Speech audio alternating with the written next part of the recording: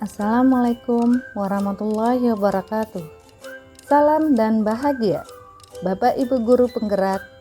Saya Devi Suwardi, calon guru penggerak Angkatan 9 dari Kabupaten Pesisir Selatan, mengajar di SMK Negeri 2 Painan, akan memaparkan kesimpulan dan refleksi pemikiran Ki Hajar Dewantara pada modul 1.1 koneksi antar materi. Pertanyaan pemantik dalam koneksi antar materi, kesimpulan dan refleksi modul 1.1. 1. Apa yang Anda percaya tentang murid dan pembelajaran di kelas sebelum Anda mempelajari modul 1.1? 2. Apa yang berubah dari pemikiran atau perilaku Anda setelah mempelajari modul ini? 3. Apa yang dapat segera Anda terapkan lebih baik agar kelas Anda mencerminkan pemikiran Ki Hajar Dewantara? Di dalam video saya ini, saya menceritakan pengetahuan dan pengalaman saya saja. Pengetahuan dan pengalaman orang lain mungkin berbeda. Apa yang saya percaya tentang murid dan pembelajaran di kelas sebelum saya mempelajari modul 1.1. Sebelum saya mempelajari pemikiran Ki Hajar Dewantara pada modul 1.1 ini, saya percaya bahwa apa yang saya lakukan dalam kegiatan belajar mengajar di kelas maupun di luar kelas merupakan tindakan yang sudah tepat. Sebagai contoh, saya sering menerapkan peraturan cukup ketat ketika mempelajari salah satu materi pelajaran saya. Suasana kelas yang tertib, tenang, dan anak-anak yang memahami materi adalah fokus utama bagi guru. Guru mendominasi pembelajaran atau teacher center. Guru kurang memahami karakter anak. Pembelajaran berfokus pada ketercapaian KKM atau mengutamakan aspek kognitif anak. Siswa pasif dan motivasi belajar rendah. Inilah gambaran saat saya melakukan pembelajaran sebelum mempelajari modul 1.1. Dalam mempelajari materi pelajaran saya, anak-anak harus semua bisa mengerjakan materi saya sampaikan di kelas. Walaupun ada beberapa anak yang tidak tertarik dengan materi tersebut, tetapi saya mengharuskan semua bisa.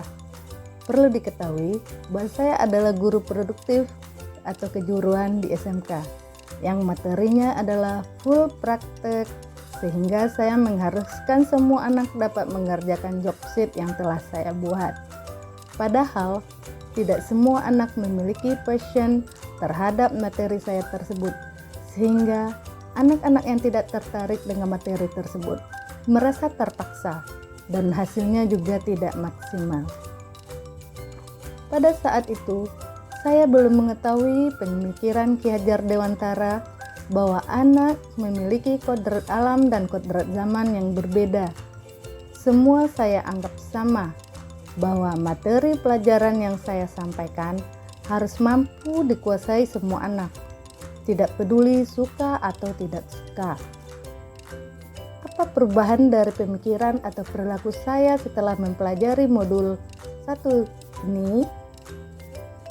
Setelah mempelajari pemikiran-pemikiran Ki Hajar Dewantara, saya mulai menyadari bahwa anak memiliki kodrat alam dan kodrat zaman, sehingga perlahan saya rubah model pembelajaran yang biasa saya lakukan menjadi model pembelajaran yang menyenangkan dan pembelajaran yang berpihak pada siswa.